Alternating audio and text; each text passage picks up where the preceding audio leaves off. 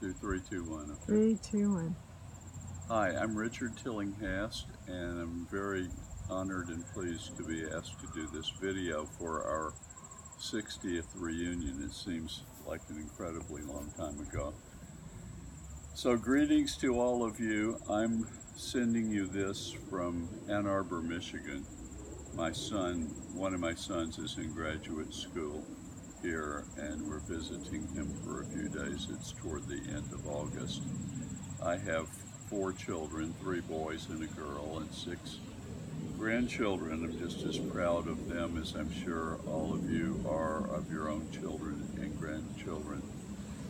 Well, I just wanted to tell you a little bit about the way my life has gone.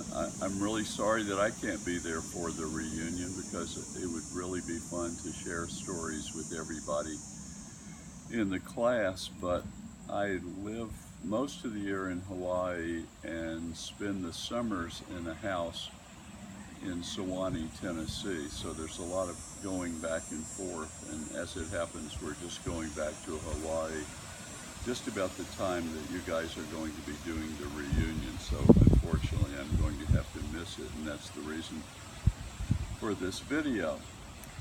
I went to college at Sewanee, and after that I went to graduate school at Harvard University. I got my master's and PhD there. I taught at Harvard, at the University of California at Berkeley. I taught at Sewanee for a year, and then most of my teaching career was here in Ann Arbor at the University of Michigan, where I taught for about 25 years.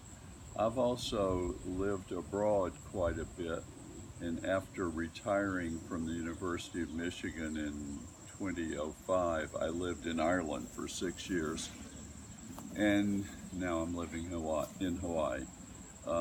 Starting out in Memphis, I didn't particularly intend to be a traveler, but that's just kind of how it's worked out. I've lived in a lot of different places. I really enjoy going back to Memphis whenever I can. I've still got a few cousins there, and I'm certainly going to miss the reunion. I wanted to give you some sense of my career as a writer. I think of myself primarily as a poet, and I have published about 12 little books of poetry. I don't have all, my son doesn't have all of them here at his house, but he does have a few. He has, well, let's see, he has 7 of them here, so I'll just show you what these look like. This is my first book. It was called Sleepwatch, and it was published in 1969. So next year, that will be 50 years since I first started publishing books of poetry. That was followed up in 1980, I believe it was, by this one called The Knife and Other Poems, which is maybe my favorite of the books that I've written. This is one called Our Flag Was Still There. I think that was maybe 1984. This was a later one still. This was called 6 Mile Mountain. And then this was published in Ireland. It's called Today in the Cafe Trieste. If you spend any time in San Francisco, you maybe have gone to the Cafe Trieste in North Beach. And this is maybe the one with the prettiest cover. This is called The Stone Cutter's Hand. I think that was pretty neat. And then lastly, there's this one here called Selected Poems. I thought I would read you one of my poems. It's not actually, it's a translation that I did, so it's not exactly my own, but I like it so much, and I sometimes forget that I didn't write it myself. I sometimes forget that I'm just the translator of it. This was written by a Turkish poet named Edip Cansever. Well, somewhere along the line, I developed quite an interest in Turkish culture and learned how to read and speak Turkish, and I've translated some poetry from Turkish. This one is called Table. A man filled with the gladness of living put his keys on the table. put flowers in a copper bowl there. He put his eggs and milk on the table. He put there the light that came in through the window, sound of a bicycle, sound of a spinning wheel.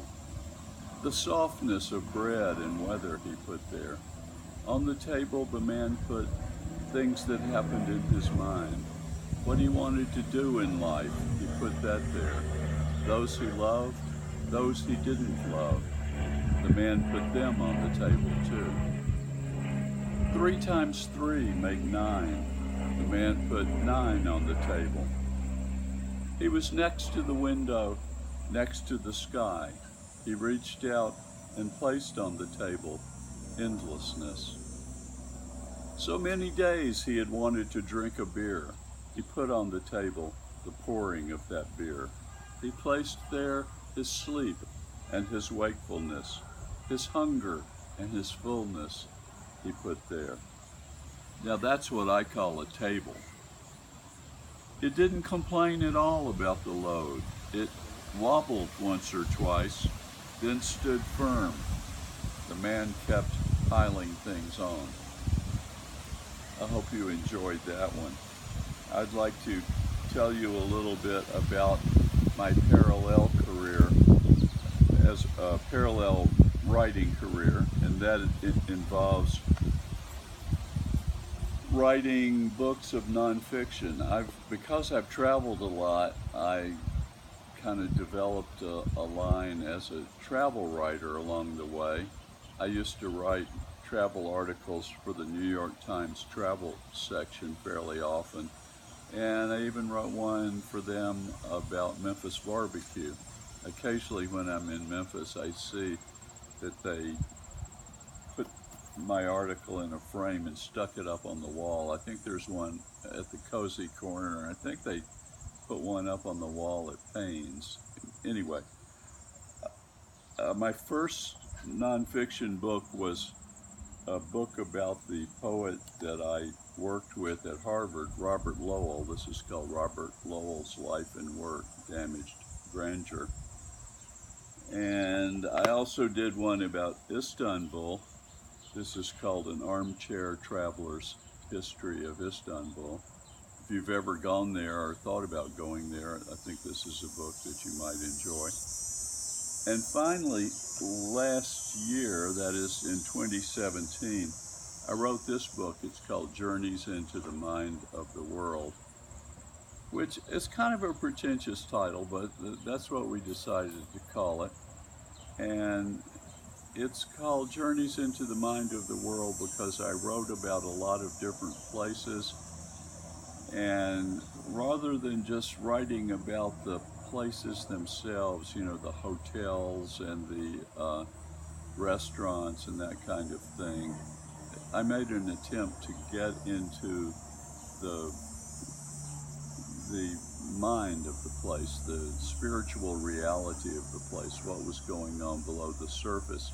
And as it happens, there is a good bit about Memphis in this book, because when you grow up in a place and you remain very fond of it over the years, when you go back, it's quite an interesting experience. It's kind of a bittersweet experience, and what I would like to do is read you the first 4 paragraphs of this book. I hope I'm not going over the time that Don Nicholson asked me to cover, but I will close with these 4 paragraphs.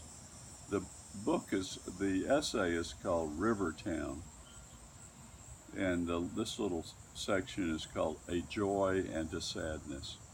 The Mississippi Delta, I told my companion, repeating a well-known local saying, begins in the lobby of the Peabody Hotel.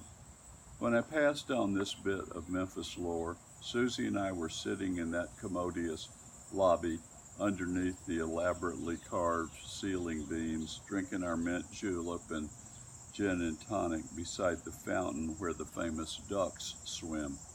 We were back for a brief visit in Memphis, where I grew up. There is a joy and a sadness in coming back, the Memphis painter Carol Clorer wrote. There is a joy in the sense of belonging, of possessing and being possessed by the land where you were born. There's a mixed emotion in remembering places altered, people long past. As I look into my native city's past, it occurs to me that some of my own memories may help illuminate aspects of its mixed and sometimes troubled and troubling history. Upon returning, I found myself rediscovering many things that were once so familiar I didn't even think about them. Summer heat so overpowering that one instinctively looked for the shady side of the street took me by surprise on this visit.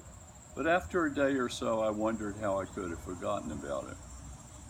I had even forgotten how Memphians pronounced the name of their city. Not Memphis, the first syllable fully pronounced and ending with a rounded labial M, but more like Memphis, which you say quicker and just touch in passing on the final letter of the first syllable. So many tourists, well-dressed tourists, some of them British, some Australian, some German and French, some with Midwestern accents, surrounded us at the Peabody, that it took some effort to reimagine the fabled lobby as the gathering place of Delta planters and Memphis society people that it once was. It took an act of the imagination to summon up those old Memphis and Mississippi accents with which the older generation spoke, a cross between plummy and countrified. Part of me asked, what are tourists doing in my old hometown, the place I couldn't wait to get out of when I was 20? I was forgetting that Memphis and the Mississippi Delta have now become mythic, legendary places. Well, thank you very much for listening to me. I really wish I could be there. I hope y'all are having a good time. I looked over the list of classmates and some people that I remember very fondly, people I was in the band with, for example, people I was with in Miss Mosie's English class have passed on. So have fun, y'all. We're still doing it. We're still above ground. So long.